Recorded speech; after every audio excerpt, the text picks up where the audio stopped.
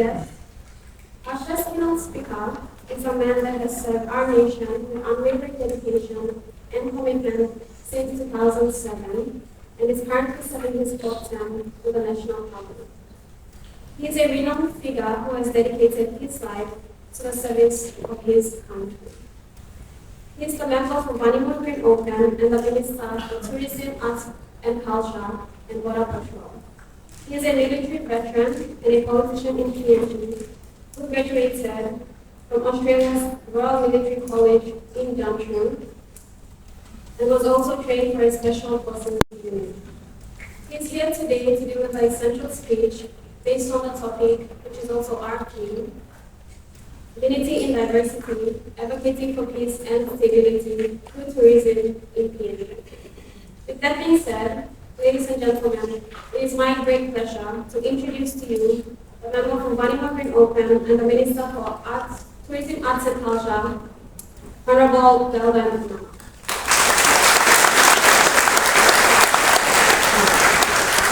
I'm indeed honored to be given this opportunity to be the keynote speaker. So thank you very much. Let me first acknowledge a few important people who are here with us in this convention. Our Vice Chancellor, Dr. Cecilia Namah, Pro-Vice Chancellors, Professor Pillai. I understand Professor Namah is not here. I also want to acknowledge the Executive Dean of the School of Business and Public Policy, Dr. Lawrence Jose, the head of the Division of Tourism and Hospitality Management, Dr. Joyce Rao, lecturers and all teaching fellows, students, and also invited guests who are here with us today. In fact, I would like to say thank you to be given this opportunity as the keynote speaker this morning at this very important convention, the 18th UPNG Tourism Convention here at the University grounds. I would like to make a special mention of two of the professors who are here teaching at the University of Papua New Guinea, Dr. Mano and Dr. Pillai, who are not here, who have also contributed to my education when I was studying accounting at the Institute of Business Studies. So thank you very much for your contribution.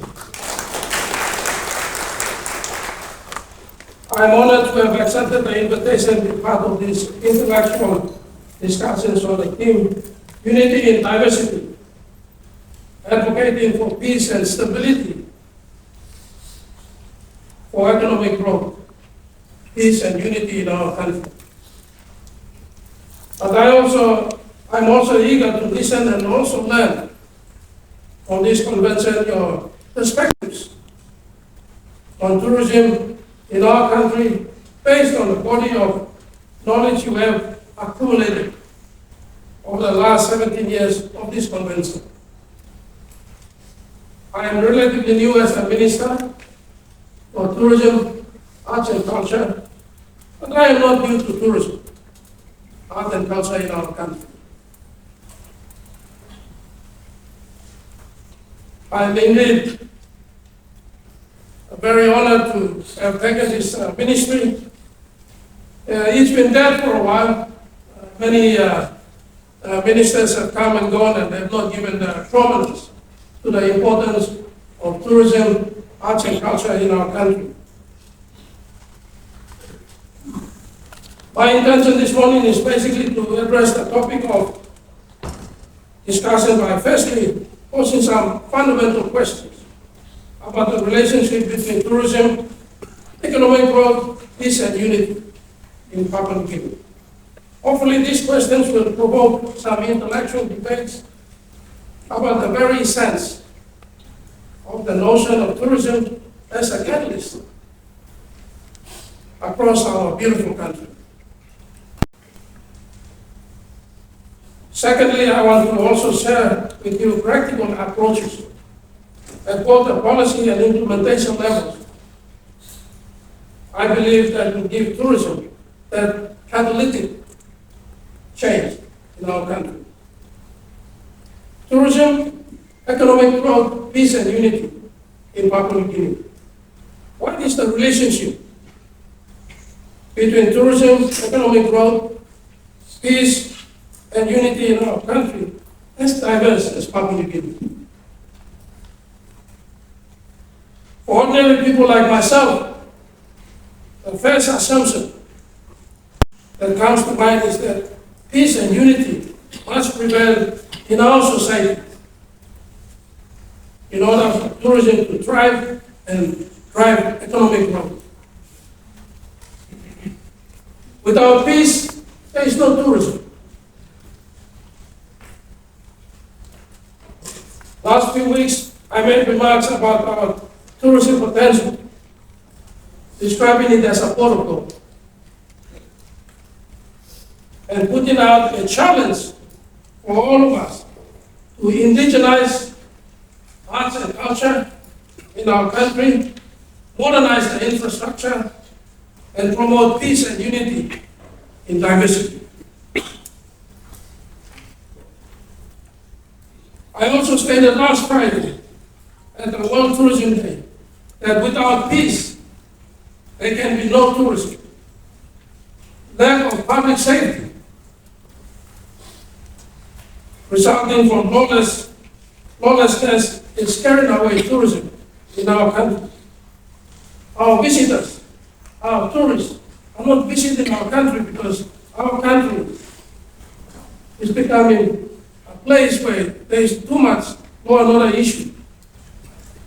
It's also scaring away investors. In the last 5 years, we have not had any foreign direct investment in our country. It's a big challenge for us. And so the logical thing to do is to address law and order issue in our country. Create peace and unity in our communities, and tourism will flourish. Government must put priority number one to fix law and order situation in our country. Without peace, there can be no tourism and there can be no development.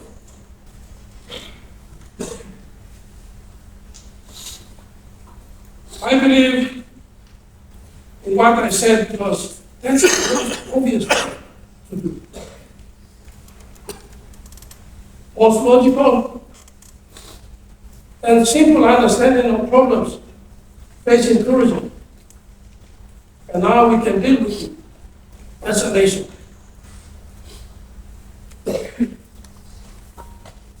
That is a common man's understanding and a widely accepted belief. And without peace, there can be no tourism. But herein lies a general assumption that there exists a necessary connection between peace and security and growth in tourism that leads to overall economic growth. In other words, we tend to accept this fundamental assumption as a mathematical fact without questioning its very sense. This is where I want to bring your intellectual minds into a critical thinking about the issue of whether there really is necessary connection between peace and unity on the one hand and tourism and economic growth on the other hand. Thus, establishing peace and unity and safety in our community is necessary to lead more tourism visitors and overall growth in tourism and the economy of our country. As you begin to interrogate this question and perhaps contemplate serious inquiry, let me offer you some thoughts that have come to my mind lately about this question. When I looked at some of the great countries around the world, such as Brazil, Mexico, South America, and the United States, I noticed they are advanced industrialized economies. But at the level of crime and lawlessness in those cities, in those countries, in their great cities are threats. We can't even compare to the level of crime in our country, the lawlessness in our country. Yet tourism from around the world flock to these countries and constantly visit those places on an annual basis. Even the state of Israel, before the current wars, a country constantly under threat from terrorist attacks, continued to receive tourism or tourists in great numbers. What is it that's drawing tourists to these countries, despite all the high-level crimes, gang wars, murders, drug activities, and constant terrorist attacks? Why are tourists visiting these countries in greater numbers, knowing very well it's not safe for them? Firstly, it's certainly not peace and safety. And secondly, for sure, the variety of attractions and products must be irresistible for tourists to visit those countries. And in their calculations of the land benefit to their visit, there must be some irresistible tourism products that attract these visitors to visit those countries. This consideration rendered me to realization that perhaps we need to be captivated in a thing we cannot control. For instance, we cannot control the behavior and decision-making of the tourists. When we can have a peaceful community and yet not attract any tourists, we can have a safer community and it will influence tourism. Peace, unity, and security are functions of our socio-political economy, and as such, it must influence tourism in some way. As much as we do our best to create and maintain them, they sometimes resist our best efforts and intentions. What can we do? What we can control and what we cannot control. What we can control is our ability to building and creating attractions and products suiting for the tourism to thrive in public living. That we have the power of control over. A brewer and a baker have control over what they produce. They don't care who consumes and how much they consume. So long as more people buy their products, for them it's good business. Adam Smith teaches a great lesson on this when he said, it is not from the benevolence of the butcher, the brewer, or the baker that we expect our dinner, but from their regard for their own self-interest. Let the invisible hand of the marketplace its gain. Let's produce the goods because we can have control over them. And let the tourists decide at whatever cost they can afford. In the final analysis, I am led to believe there may not be necessary connection between peace, unity, security, and growth in tourism and the economy. But certainly, there must exist a contemporary connection or complementary connection between those two. That peace, unity, security, and tourism and economic growth all complement each other in a rhythmic dance of cause and effect and guided by the invisible forces of the free market.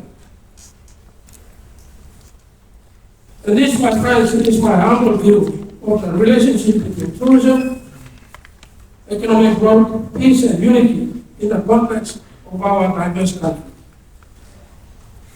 Tourism as a catalyst for economic growth. Let me now turn to the question of tourism as a catalyst for economic growth. How can we make tourism a vibrant catalyst that drives economic growth in public opinion?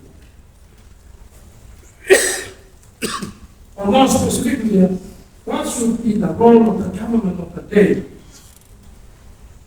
and in its endeavor to making tourism a catalyst for economic growth? Clearly, I would argue that firstly, let's focus tourism on what we can control. Let's create and build these attractions and products that will attract visitors to our country. Let's understand their taste, create a market, and let the market forces dictate the exchanges between the tourists and the country.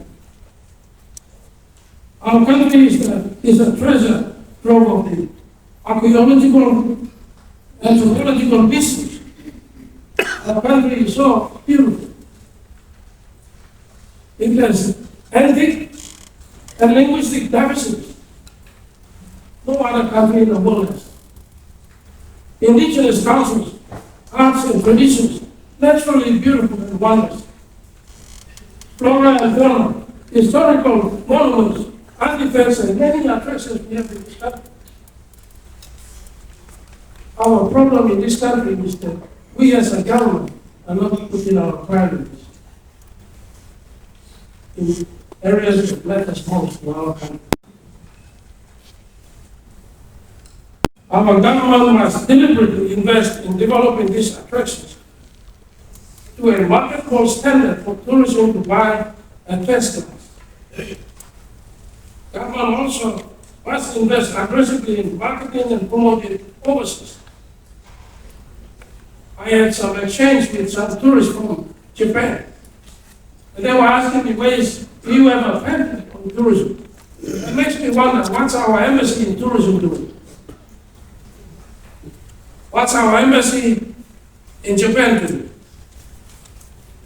What's our high commissions in all around the world are doing in terms of marketing what we do? Secondly, there is a need to re-examine the entire tourism supply chain and where necessary, regulate those aspects of the supply chain that they are likely to add value to the overall tourism market. Right now, tourism is just an entity. It's not yet been regulated. And I endeavor to ensure that tourism is regulated so we control the tourism service industry. For example, this morning you put the flower on me. It's not a flower. I deliberately took it off because I want to be used to put natural flowers. So we give business to our people. Not some Chinese-made products that are bought into the country.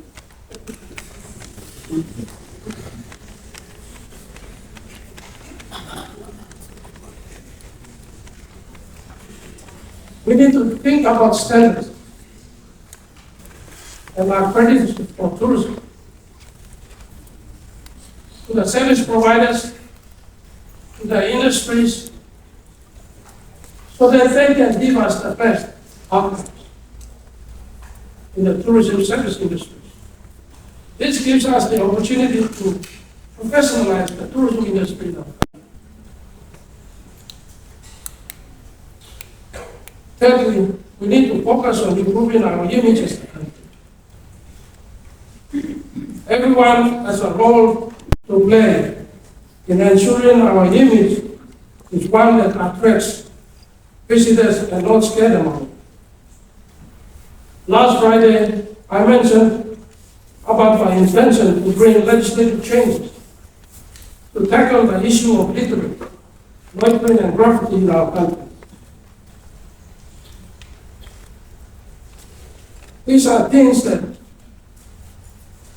sometimes drive the tourism.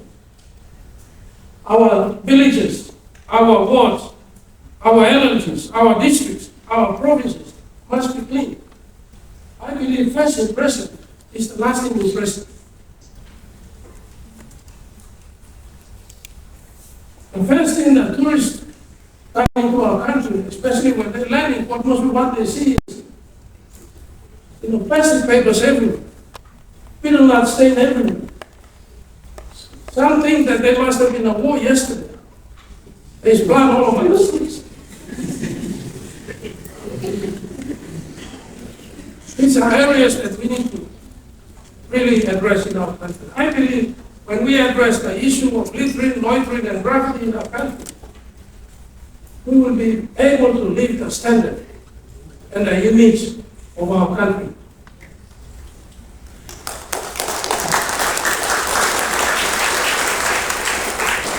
Littering, loitering, and graffiti is to do with the mindset of our people. We will not just, drink a soft drink and throw the empty can of plastic outside. We will not chew bitter nut and spit into a bottle, and after we have done, we throw it outside. We will have self-discipline. I believe taking the attitude of our people is the way to go in Papua New Guinea. It will change the mind of our people.